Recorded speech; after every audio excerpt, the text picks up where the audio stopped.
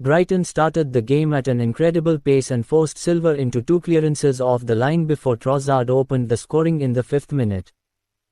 He rounded Kepa before shooting past Cucurella on the line. Loftus-Cheek then scored Chelsea's first own goal of the half after turning home March's corner in the 14th minute. Sanchez was forced into some brilliant saves, the most notable being from a Gallagher header, but Brighton then struck a third before the break as Chalobah tuned Estupinan's cross into his own net. Havertz quickly pulled a goal back at the start of the second half as he headed home following a perfect cross from Gallagher. Chelsea pushed for more goals but to no avail, and Gross finished the game off in added time as he scored from a rebound, after Mendy saved two shots from Enciso, to make it 4-1. Graham Potter reaction. Graham, tough day at the office today. Thoughts on the performance? Yeah, we suffered. We suffered a lot in the first half. The start, obviously, with the atmosphere like it was, made it even more difficult for us. A couple of unforced errors, which gave us a problem. Credit to Brighton, they played well. They did what they did well. We had some opportunities as well ourselves, but it was just one of those days where we weren't quite at the level that we need to be to win the game, certainly here. So we're all responsible for that, me included. The boys have given everything in terms of over a period of 7 weeks with us.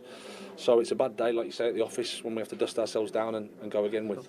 You mentioned there a lot of football we played in October. I think it was 11 games. Do you think that played a part tiredness towards the end of the month? Well, I don't want to take anything away from Brighton. It is what it is. We have to deal with that. We've got a squad, so there's no excuses. We weren't quite, like I said at the start of the game, ready for the challenge, and Brighton did it well. We seem to have a few nearly moments in the first half. Keith made a couple of good saves at 2-0. Yep. Did you see kind of progress in our attacking play, a bit of fluidity there? We had, I think the touches in the box was pretty much equal in terms of at half time, but clearly the most important thing in terms of that final pass or that final execution, they got a couple of OGs, I think it was. So it was just one of those things that we had to suffer. We did.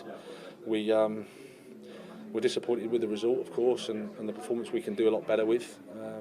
But we have to dust ourselves down. Like I said, it's a collective. We have to lose together.